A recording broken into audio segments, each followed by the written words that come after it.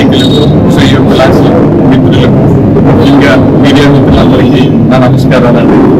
చంద్రబాబు నాయుడు గారు కానీ కూటమి ప్రభుత్వం ఏవైతే ముందుకు తీసుకెళ్తుందో ఆ అభివృద్ధిలో నేను కూడా పాలు పంచుకోవాలని, నా వార్డులో నా ప్రజల యొక్క శ్రేయస్సు కోసం నేను వైసీపీ పార్టీని వదిలి టీడీపీకి జాయిన్ అవ్వడం జరిగింది.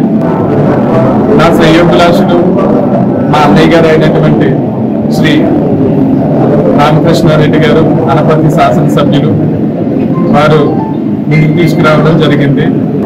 దాంతో నా వార్డు ప్రజల యొక్క ఉన్నతి కోసం నేను ఈరోజు వైసీపీని వదిలి టీడీపీ పార్టీలోకి, అదేవిధంగా మన గౌరవ శాసనసభ్యులు జోగేశ్వరరావు గారు కానీ, అదేవిధంగా మన ఎక్స్ చైర్మన్ చుండ్రు వరప్రకాష్ గారు కానీ వారి ఆహ్వానం మేరకు నా ప్రజల యొక్క అభివృద్ధి కొరకు నేను ఈ పార్టీలో జరిగింది తప్ప మరో విధంగా ఏమీ లేదని తెలియజేసుకుంటూ, ఈరోజు గౌరవ ముఖ్యమంత్రి మన చంద్రబాబు నాయుడు గారు కానీ, అలాగే డిప్యూటీ సీఎం కొణిదెల పవన్ కళ్యాణ్ గారు కానీ, నరేంద్ర మోడీ గారు కానీ, మీరంతా కలిసి ఒక టీమ్గా, ఒక కూటమిగా ఏర్పడి మన రాష్ట్రాన్ని ముందుకు తీసుకెళ్లే విధానంలో నేను కూడా పాల్పంచుకోవాలనే ఉద్దేశంతో ఈరోజు తెలుగుదేశం పార్టీలో జాయిన్ అవ్వడం జరిగింది.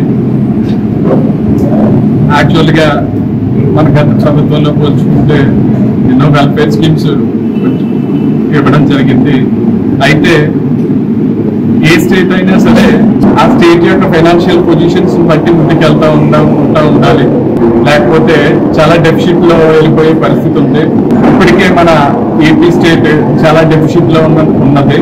అయితే మన గౌరవ ముఖ్యమంత్రి శ్రీ నారా చంద్రబాబు నాయుడు గారు, ఈయన మన ఇండియాలోనే one of the greatest economist.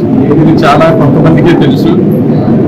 ఇలాంటి ఆర్థిక పరిస్థితుల్ని ఆయన సమర్థవంతంగా ముందుకు తీసుకెళ్ళగలరని, అదేవిధంగా గౌరవ డిప్యూటీ సీఎం శ్రీ కొణిదెల పవన్ కళ్యాణ్ గారు, ఆయన షూటింగ్స్ అవి చేసుకుంటే అనేక వేల కోట్లు ఆయన సంపాదించుకోవచ్చు.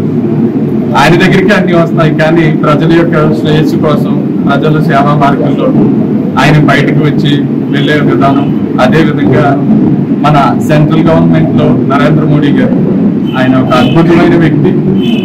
టీవీపీ కానీ, సర్జికల్ స్ట్రైక్స్ కానీ, ఆర్టికల్ 370 కానీ, ఇలాంటి మహోన్నతమైన కార్యక్రమాలు చేపట్టినటువంటి ఏకైక ప్రైమ్ మినిస్టర్ ఎవరైనా ఉన్నారంటే ఆయన నరేంద్ర మోడీ గారు. ఇలాంటి అతిరథ మహారథులు అడవి జాడల్లో నడుస్తూ ముందుకెళ్లాలని, అదేవిధంగా నా వార్డులో నా ప్రజల యొక్క బాగోగులు ఇంకా చూసుకోవాలని ప్రభుత్వంతో సపోర్ట్. ఏ ప్రభుత్వమైనా ఎవరైనా సరే కష్టపడేది ప్రజల యొక్క బాగోగుల కోసమే. పార్టీలు ఎలాగైనా ప్రజల యొక్క ఫైనల్ అల్టిమేటెడ్ గా మన వార్డులో కానీ, మనం నమ్ముకున్న జనాన్ని కానీ ముందుకు తీసుకెళ్లే విధానమే ఉండాలని తెలియజేస్తూ మరొకసారి మీ అందరికీ ధన్యవాదాలు తెలియజేసుకుంటూ సెలవు తీసుకుంటాను. Thank you.